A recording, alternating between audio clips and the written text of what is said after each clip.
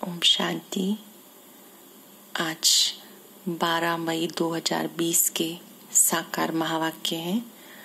साथ ही आज 12 मई इस प्रजापिता ब्रह्मा कुमारी ईश विश्वविद्यालय के मुख्य लेखक, मुख्य प्रवक्ता आदरणीय भ्राता जगदीश चंद्र हसीजा जी का स्मृति दिवस है।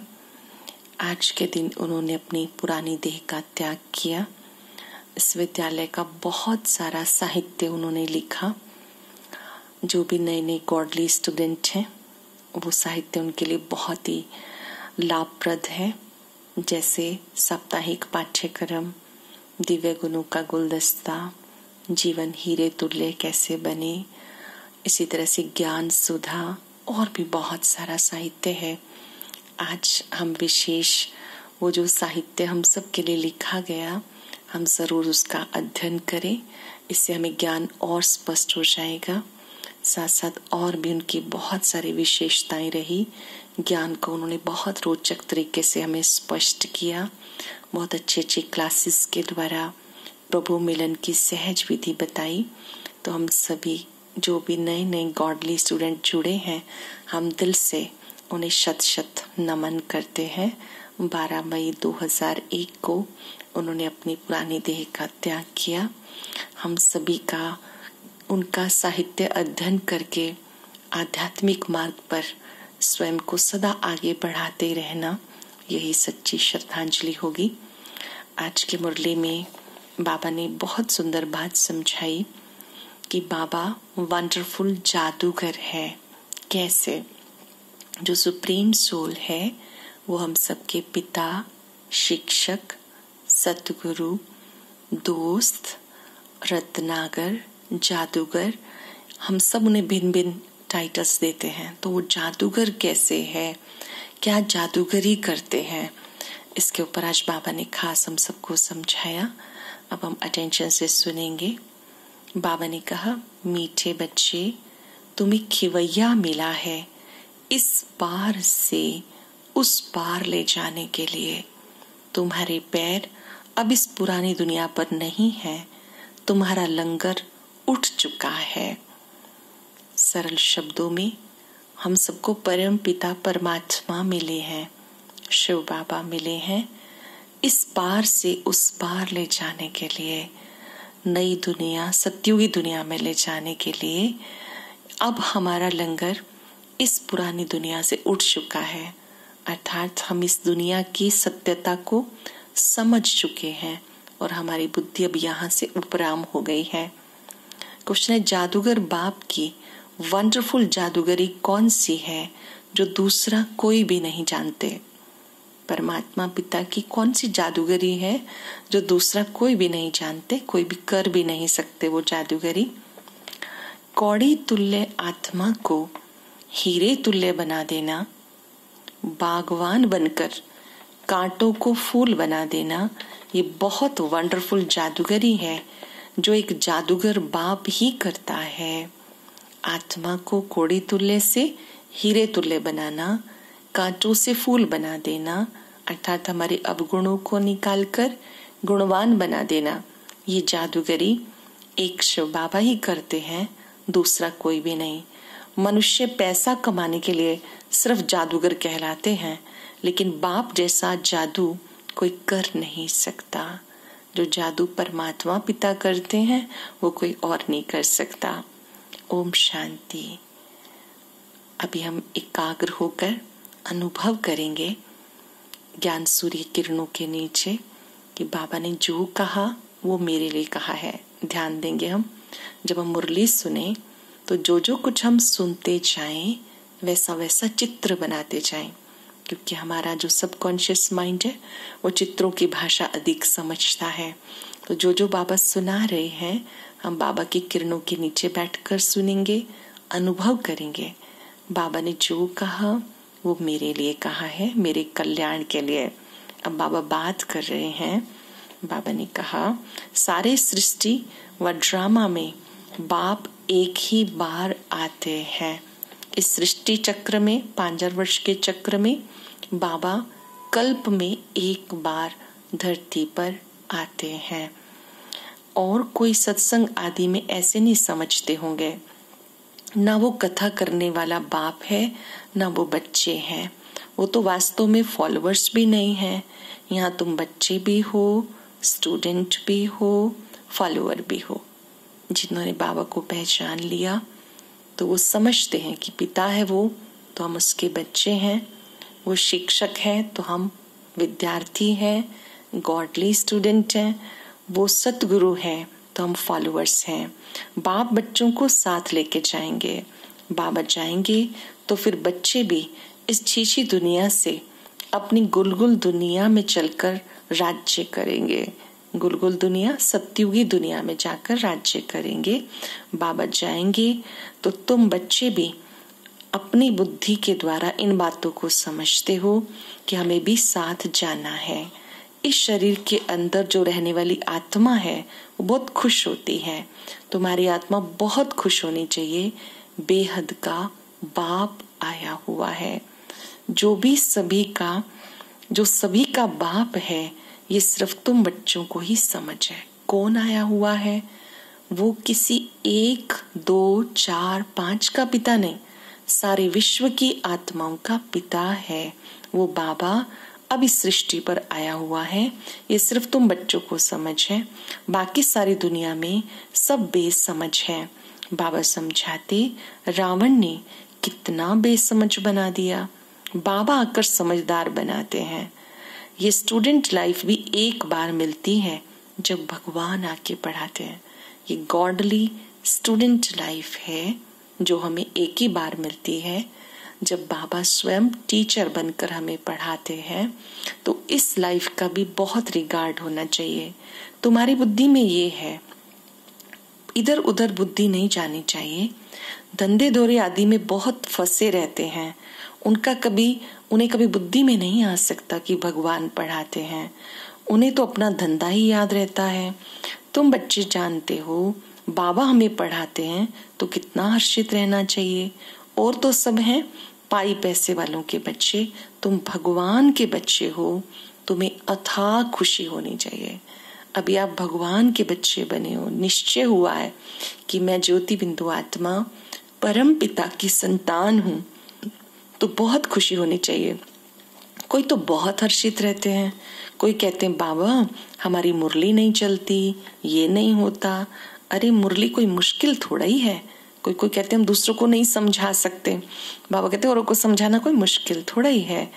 जैसे भक्ति मार्ग में साधु संत आदि से कोई पूछते हैं हम ईश्वर से कैसे मिलें, परंतु वो जानते नहीं, सिर्फ उंगली से इशारा करेंगे भगवान को याद करो, बस खुश हो जाते हैं।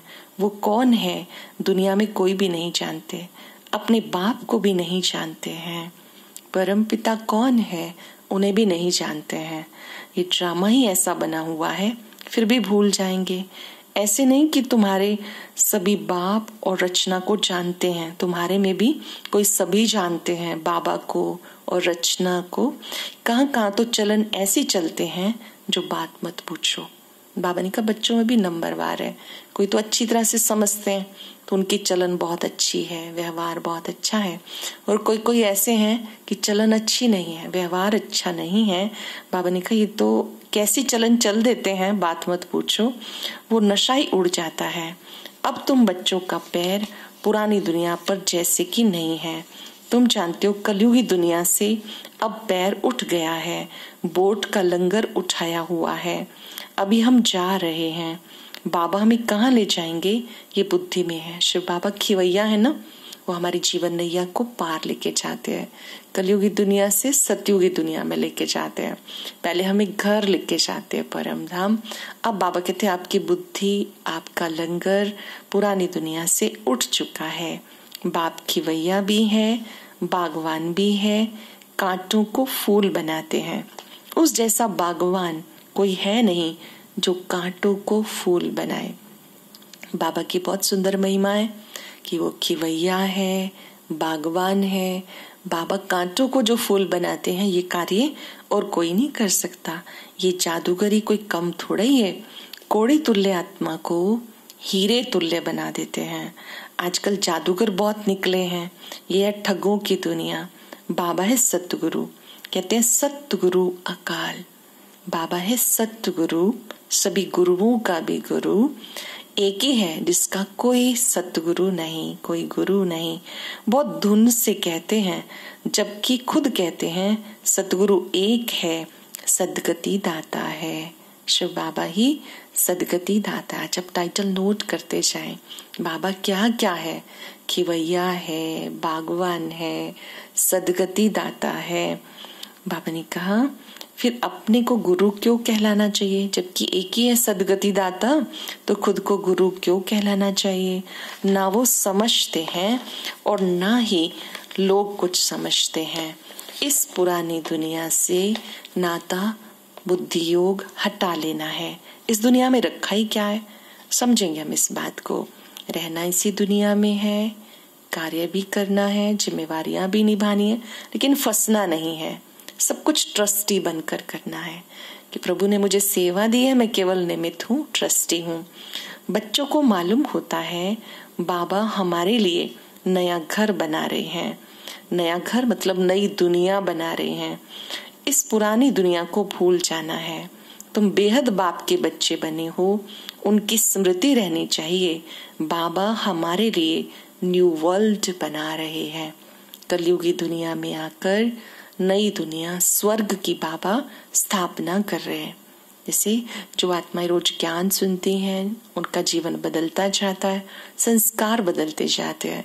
नेचुरली वो आत्माएं नई दुनिया में जाएंगी, देव पद को प्राप्त करेंगी। फिर से यात्रा प्रारंभ होगी, सतयुग, त्रेता, द्वापर, कलयुग। बाबा ने कहा ये स्थापना का कार्य चल रहा है। कलयुगी दुनिया में नई दुनिया के निर्माण का कार्य चल रहा है। हम उस न्यू वर्ल्ड में जाते हैं। उस न्यू वर्ल्ड के अनेक नाम हैं। उस न्यू वर्ल्ड को कहते हैं सतयुग, हेवन, बैकुंठ, पैराडाइज। तुम्हारी बुद्धि अब पुरानी दुनिया से उठ गई, क्योंकि पुरानी दुनिया में दुख ही दुख है। इसका नाम है कांटों का जंगल, रोरव, नर्क। कलयुगी दुनिया के भी बहुत सारे नाम है। क्या क्या कहते हैं इसको, आप भी सोचते होंगे इस कलयुगी दुनिया को देखकर। ये तो दुख धाम है, कंसपुरी है, रोरव नर्क है, कांटों का जंगल है। इसका अर्थ भी कोई नहीं जानते। पत्थर बुद्धि है ना। भारत का देखो क्या हाल हो गया। बाबा कहते इस समय पत्थर बुद्धि है। सतयुग में पारस बुद्धि होते हैं। यथा राजा रानी तथा प्रजा। यहाँ तो है प्रजा का प्रजा पर राज्य, इसलिए सबकी स्टैंप बनाते रहते। तुम बच्चों की बुद्धि में याद रहना चाहिए, ऊंचे से ऊंचा बाप है, सबसे ऊंचे से ऊंचा बाप है। फिर है ब्रह्मा, विष्णु, शंकर। शंकर की तो पैरवाई शादी देखो कैसी बना दी। अब कईयों ने शंकर जी के लिए क्या कह दिया, वो तो भांग पीते थे। बाबा कहते ये बातें समझने की हैं, वास्तव में कोई ऐसी बात नहीं है। ऊंचे से ऊंचा शिव बाबा कोई भी उन पिता को जानते नहीं है। बिचारों को पता ही नहीं कि प्रजापिता ब्रह्मा कहाँ होना चाहिए। प्रजापिता ब्रह्मा को दिखाते भी शरीरधारी हैं। अजमेर में उनका मंदिर है, प्रजापिता ब्रह्मा का मंदिर है अजमेर में। दाढ़ी मूछ देते ब्रह्मा को, शंकर व विष्णु को नहीं देते हैं। तो ये समझ की बात है। प्रजापिता ब्रह्मा सूक्ष्म वतन में कैसे होगा, वो तो यहाँ होना चाहिए। प्रजापिता, प्रजा का पिता कहाँ होना चाहिए, क्या सूक्ष्म वतन में? ये तो साकार लोक है, फिर सूक्ष्म लोक है और उससे ऊपर परम धाम। तो प्रजापिता कहाँ होना चाहिए?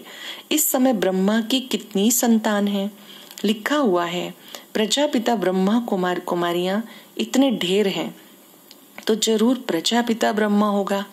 चैतन्य है तो जरूर कुछ करते होंगे।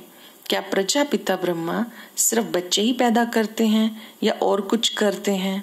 भले आदि देव ब्रह्मा, आदि देवी सरस्वती कहते हैं, परंतु उनका पार्ट क्या है? आदि देव प्रजापिता ब्रह्मा, आदि देवी सरस्वती, उनका क्या पार्ट चलता है? कैसे उनके तन में शिव बाबा आके ज्ञान देते हैं और हम सबको एक नया जन्म देते हैं। हम सबका अलौकिक जन्म है, द्विज कहते हैं ब्राह्मणों को। ये किसी को पता नहीं है। रचता है तो जरूर यहाँ होकर गया, जरूर ब्राह्मणों को शिव बाबा ने एडॉप्ट किया होगा, नहीं तो ब्रह्मा कहाँ से आई? ये नई बातें हैं। जब तक बाप नहीं आया तब तक कोई जान नहीं सकते। जिसका जो पार्ट है वही बजाते हैं। बुद्ध ने क्या पार्ट बजाया, कब आया, क्या आकर किया, कोई नहीं जानते। तुम अब जानते हो कि वह बाप, टीचर, सतगुरु है। बाबा हमारा बाप भी है, टीचर भी है, सतगुरु भी है। दूसरा कोई को थोड़ा ही कहेंगे कि तुम क्या पढ़ाओगे, और कोई के पास ये नॉलेज है ही नहीं। बेहद का बाप है, ज्ञान सागर। बाबा का टाइटल नोट करेंगे। बाबा जो सदगति दाता है, खिवैया है, वहां वो ज्ञान सागर है। जरूर ज्ञान सुनाएंगे। बाबा ने स्वर्ग का राजभाग दिया था, अब फिर कैसे दे रहे हैं? बाबा कहते तुम फिर से 5-4 वर्ष के बाद मिले हो। आत्मा का परम पिता से अटूट नाता है, अविनाशी नाता है। देह बदलती रही बट आत्मा तो अविनाशी है। तो आत्मा का परम पिता से मिलन 5-4 वर्ष में एक बार संगम युग पर होता है, और अब हो रहा है। जब बाबा पढ़ा रहे हैं तो भी ये हमारा मिलन हो रहा है, जब हम योग कर रहे हैं तो भी हमारा ये मिलन हो रहा है। बच्चों को अंदर में बहुत खुशी है। जिसको सारी दुनिया ढूंढ रही है वो हमें मिल गया। बहुत खुशी है, जिसको दुनिया ढूंढ रही है वो हमें मिल गया। बाबा कहते बच्चे तुम 5-4 वर्ष के बाद फिर से आके मिले हो। बच्चे कहते हाँ बाबा, हम आपको अनेक बार मिले हैं। भले कितना भी कोई तुम्हें मारे, भले कितना भी कोई विघ्न डाले, तो भी एक बाबा को याद करना है। अंदर में खुशी है ना, शिव बाबा के मिलने की याद तो है ना। याद में ही कितने पाप कटते हैं। अबलाओं बांधेलियों के लिए तो और ही जास्ती कटते हैं, क्योंकि वो जास्ती शिव बाबा को याद करती हैं। शुरू में जब विद्यालय की शुरुआत हुई तो बहुत सारी माताओं बहनों को नहीं आने दिया जाता था, उन पे बंधन थे। तो उनको बाबा कहते हैं ये बांधेली बच्चियां हैं, क्योंकि अंदर से वो बाबा को याद करती हैं। पारिवारिक बंधनों के कारण वो आ नहीं पाते थे सम्मुख सुनने के लिए मुरली। तो बाबा ने कहा जो बंधेलियां होती हैं, अबलाएं होती हैं, वो बहुत याद करती हैं।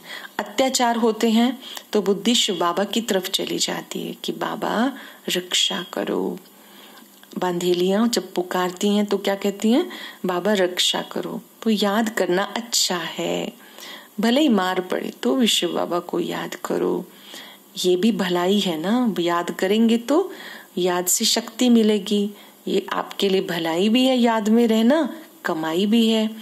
ऐसे बाबा पर तो बलिहार जाना चाहिए। मार भी पड़ती है तो भी याद करती हैं। कहते गंगा जल मुख में हो, गंगा का तट हो, तब प्राण तन से निकले। तुम्हें जब मार मिलती है बुद्धि में अल्लाह और बे याद करो। जब कोई ऐसे विघ्न पड़ते हैं, कोई रोकते हैं, डांट पड़ती है, मार पड़ती है, तो भी मन मन में बाबा को याद करते रहो। अल्लाह और बे, अल्लाह अल्लाह शिव बाबा, बे बादशाही, उनसे मिलती है हमें सतयुगी राजाई बादशाही, तो उन्हें याद करना है। बाबा कहने से वर्षा जरूर याद आएगा। बाबा कहने से, बाबा के द्वारा जो हमें बादशाही मिलती है, सतयुगी बादशाही, वो जरूर याद आती है। ऐसा कोई भी नहीं होगा जिसको बाबा कहने से वर्षा याद ना पड़े। बाबा के साथ मिलकियत जरूर आएगी। तुम्हें भी शिव बाबा के साथ वर्षा जरूर याद आएगा। वह तुम्हें विष के लिए मार देकर शिव बाबा की याद दिलाते हैं। तुम बाबा से वर्षा पाते हो ताकि पाप कट जाएं। ये भी ड्रामा में तुम्हारे लिए गुप्त कल्याण है। बाबा को याद करने में कल्याण ही कल्याण है। जैसे कहा जाता है लड़ाई कल्याणकारी है, तो ये मार भी अच्छी हुई। आजकल बच्चों को प्रदर्शनी मेले की सर्विस पर जोर देना है। नव निर्माण प्रदर्शनी के साथ साथ लिख दो गेट वे टू हेवन। पहले के समय में संदेश देने के लिए, बाबा का मैसेज देने के लिए स्थान स्थान पे प्रदर्शनी लगाते थे। अभी तो सबको बहुत सारे मीडिया के द्वारा भी संदेश मिल जाता है, लेकिन शुरू में बहुत ज्यादा प्रदर्शनियां लगती थी, उसी से संदेश मिलता था। तो बाबा ने कहा उस पर लिख दो गेट वे टू हेवन। दोनों अक्षर होने चाहिए। नई दुनिया कैसे स्थापन होती है उसकी एग्जीबिशन है, तो मनुष्य सुनकर खुश होंगे। नई दुनिया कैसे स्थापन होती है उसके लिए चित्र बनाए हैं, आकर देखो। Gateway to new world, ये अक्षर भी ठीक है। ये जो लड़ाई है इसके द्वारा गेट खुलते हैं। गीता में भी है कि भगवान आया था, राजयोग सिखाया था, मनुष्य से देवता बनाया, तो जरूर नई दुनिया स्थापन हुई। जब परमात्मा ने सत्य गीता ज्ञान दिया, ज्ञान सुनकर जीवन को बदला सभी ने, योग सीखा तो उससे नई दुनिया स्थापन हुई। मनुष्य कितनी कोशिश करते हैं चंद्रमा पर जाने की, देखते हैं धरती ही धरती है, मनुष्य कुछ भी देखने में नहीं आते। इतना सुनाते हैं, इससे क्या फायदा। अभी तुम रियल साइलेंस में चाहते हो, अशरीरी बनते हो, वो है साइलेंस वर्ल्ड। तुम मौत चाहते हो, शरीर छोड़ के जाना चाहते हो, बाप को भी मौत के लिए बुलाते हैं, आकर साथ में मुक्ति, जीवन मुक्ति में ले जाओ। अब तुम समझते हो कि बाबा आया हुआ है, कहते चलो घर। अब हम घर जाते हैं, बुद्धि काम करती है कि हम अपने घर जाते हैं। या कई बच्चे होंगे जिनकी बुद्धि धंधे आदि की तरफ दौड़ती है, फलाना बीमार है, क्या हुआ होगा। मुरली सुन रहे हैं, बुद्धि में और चिंतन भी चल रहा है, फलाना बीमार है, वहां क्या हुआ होगा। अनेक प्रकार के संकल्प आते। बाबा कहते यहाँ बैठे हो तो आत्मा की बुद्धि बाप और वर्षे की तरफ रहना चाहिए। यहाँ बैठे हैं तो एकाग्रता से मुरली सुननी है, या तो बाबा की तरफ या बाबा से मिलने वाली शक्तियों की तरफ, वहां बुद्धि जानी चाहिए। आत्मा ही याद करती है। समझो कोई का बच्चा लंदन में है, समाचार आया बीमार है, बस बुद्धि चली जाएगी, फिर ज्ञान बुद्धि में बैठ ना सके। यहाँ बैठे हुए बुद्धि में उनकी याद आती रहेगी। कोई का पति बीमार हो गया, स्त्री के अंदर उथल पाथल होगी, बुद्धि जाती है ना। तो तुम भी यहाँ बैठे सब कुछ करते शिव बाबा को याद करते रहो। टेंशन देना है कि यहाँ बैठे बुद्धि योग बाबा से लगाते रहो, तो अहो सौभाग्य। जैसे वो पति अथवा गुरु को याद करते हैं, तुम बाप को याद करो। तुम्हें अपना 1 मिनट भी वेस्ट नहीं करना। सोचो 1 मिनट मिलता है तो हम क्या करते हैं। 1 मिनट मिला तो कई बार हम फटाफट मोबाइल चेक करते हैं, कोई मैसेज तो नहीं आया। हमेशा 1 मिनट मिला तो अपनी बुद्धि को बाबा पे एकाग्र करो, महसूस करो बाबा की शांति की किरणें मुझ में आ रही है, प्यार की किरणें मुझ में आ रही हैं। ऐसे 1-1 मिनट करके भी हमें कमाई जमा करनी है, टाइम वेस्ट नहीं करना है। बाबा को जितना याद करेंगे, सर्विस करने में भी बाबा की याद आएगी। सर्विस करेंगे, दूसरों को संदेश दे रहे हैं, ज्ञान दे रहे हैं, तो भी बाबा की याद आएगी। बाबा ने कहा मेरे भक्तों को भी समझाओ। ये बातें कौन समझा रहा है? ये बातें समझाने के लिए बाबा खुद आए हैं कि बच्चे ये संदेश सबको दो, क्योंकि ये ज्ञान सबके लिए है। भले कोई किसी धर्म का हो, किसी जाति का हो, सबको संदेश दो। बाबा कहते मुझे याद करो, पवित्र बनो, याद से ही पाप भस्म होंगे। जानते हो विकर्मों का बोझा आत्मा पर है, ना कि शरीर पर। अगर शरीर पर बोझा होता तो जब शरीर को जला देते हैं तो उसके साथ ही जल जाता। आत्मा तो अविनाशी है, उसमें सिर्फ खाद पड़ती है, जिसको निकालने के लिए बाबा युक्ति बताते हैं, मुझे याद करो। पतित से पावन बनने की युक्ति कितनी अच्छी है। बाबा को याद करने से आत्मा पतित से पावन बन जाती है। युक्ति कितनी अच्छी है। शिव की पूजा करने वाले भी भक्त है ना, पुजारी को कभी पूज्य नहीं कह सकते, उनको भी समझाना है।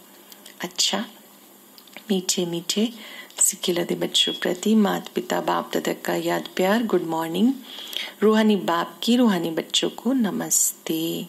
रूहानी बच्चों की रूहानी बाप दादा को नमस्ते, गुड मॉर्निंग। शुक्रिया बाबा, शुक्रिया। धारणा के लिए सार। अब कुछ सेकंड साइलेंस में बैठकर सोचें, आज मुझे बाबा की कौन सी बात प्रिय लगी जिसको मैं अपनाने के लिए तैयार हूं। नोट करेंगे, जिसे सारी दुनिया ढूंढ रही है वो बाबा हमें मिला, इस खुशी में रहना है। जिसको सारी दुनिया ढूंढ रही है वो बाबा हमें मिला, इस खुशी में रहना है। याद से ही पाप कटने हैं, इसलिए किसी भी परिस्थिति में बाप को और वर्षे को याद करना है। 1 मिनट भी वेस्ट नहीं करना। इस 1 मिनट में हम क्या क्या कर सकते हैं। बाबा को थैंक्स कर सकते हैं, बाबा के गुणों का चिंतन कर सकते हैं, बाबा के स्वरूप पे एकाग्र हो सकते हैं, सारे संसार को शुभकामनाएं दे सकते हैं। 1 मिनट इम्पॉर्टेंट है, हमें 1 मिनट भी वेस्ट नहीं करना। इस पुरानी दुनिया से बुद्धि का लंगर उठा देना है। बाबा हमारे लिए नया घर बना रहे हैं। ये रौरव नर्क है, वो है बैकुंठपुरी। इस स्मृति में रहना है। हम नई दुनिया में जा रहे हैं, बैकुंठपुरी में जा रहे हैं, तो यहाँ से बुद्धि हटा लेनी है। वरदान है चलते फिरते फरिश्ते स्वरूप का साक्षात्कार कराने वाले साक्षात्कार मूर्त भव। चलते फिरते फरिश्ते स्वरूप का साक्षात्कार कराने वाले साक्षात्कार मूर्त भव। जैसे शुरू में चलते फिरते ब्रह्मा गुम होके श्री कृष्ण दिखाई देते थे। आदि में जब ये कार्य शुरू हुआ, जब ब्रह्मा बाबा के तन में प्रवेशता हुई, जो भी कोई आते थे देखते थे तो ब्रह्मा गायब होके दूर से श्री कृष्ण दिखाई देते थे। इसी साक्षात्कार ने सब कुछ छुड़ा दिया। ऐसे साक्षात्कार द्वारा अभी भी सेवा हो। जब साक्षात्कार से प्राप्ति होगी तो बनने के बिना रह नहीं सकेंगे। इसलिए चलते फिरते फरिश्ते रूप का साक्षात्कार कराओ। भाषण वाले बहुत है, लेकिन आप भाषण देने वाले बनो, तब कहेंगे अल्लाह लोग हैं। भाषण देने वाले, ज्ञान सुनाने वाले बहुत लोग हैं, लेकिन आप सबको भाषण देने वाले हो, सब कुछ अच्छी फीलिंग दिलाने वाले हो। फरिश्ता किसे कहते हैं? फरिश्ता रूप हम सबका ही स्वरूप है। जो ब्राह्मण बने हैं उन्हें फरिश्ता बनना है। फरिश्ते वो होते हैं जो प्रकाशमय काया में होते हैं। फरिश्ते वो होते हैं जो सबके होते हैं, सबकी हेल्प करते हैं। फरिश्ते वो होते हैं जो फर्श पे रहने वाले सब रिश्तों से डिटैच होते हैं, आए, मदद की और चले गए। फरिश्ते वो होते हैं जो सबको सुख देते हैं, जो लाइट और माइट का रूप होते हैं। तो बाबा ने कहा आप सबको अपने स्वरूप द्वारा साक्षात्कार कराने वाले हो। जैसे ब्रह्मा बाबा के द्वारा सबको साक्षात्कार हुआ श्री कृष्ण जी का, तो आप सबको अपनी लाइट के द्वारा फरिश्ते रूप का साक्षात्कार कराना है। ये साक्षात्कार तब करा सकेंगे जब हम हर बोझ से मुक्त होंगे। सूक्ष्म में भी कोई बोझ है तो वो हमें बाबा को दे देने हैं, फरिश्ता बन जाना है। स्लोगन है सदा रूहानी मौज का अनुभव करते रहो, कभी भी मूंझेंगे नहीं। रूहानी मौज क्या है? रूहानी आनंद क्या है? बाबा मिला, बाबा के साथ की स्मृति से मौज का अनुभव करते रहो तो कभी मूंझेंगे नहीं, उलझेंगे नहीं। बाबा से जो प्राप्तियां हुई उन्हें याद करते रहेंगे तो कभी मूंझेंगे नहीं। कौन मिला, किसने मेरा हाथ पकड़ा, इस स्मृति के द्वारा सारी उलझन समाप्त हो जाएंगी। अब हम सब प्रैक्टिस करेंगे 3 मिनट के लिए। हमें रूहानी मौज में रहना है, कहीं पर भी कंफ्यूज नहीं होना है। रूहानी मौज का अनुभव करने वाली मैं खुश नसीब आत्मा हूं, भाग्यवान आत्मा हूं। मैं भाग्यवान हूं जो मेरा हाथ बाबा ने पकड़ा है।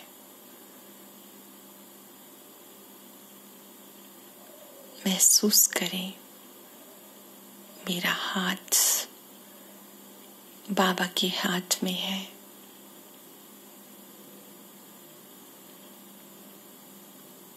अब अपने सारे बोझ बाबा को देते जाएं।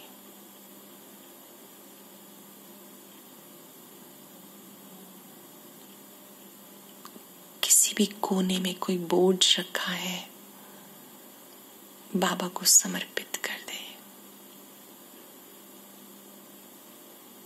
अपने आप से एक प्रतिज्ञा, मुझे 1 मिनट भी वेस्ट नहीं करना है। इस 1 मिनट में प्रभु मिलन करना है।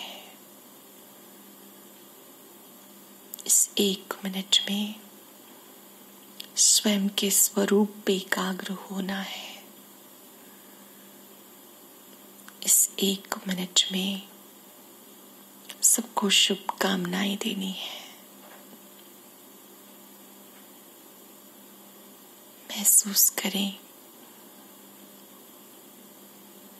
उस महाज्योति का प्रकाश मुझ में समा रहा है। मेरा हर बोझ भस्म हो रहा है। मैं रूहानी मौज में हूं। ओम शांति।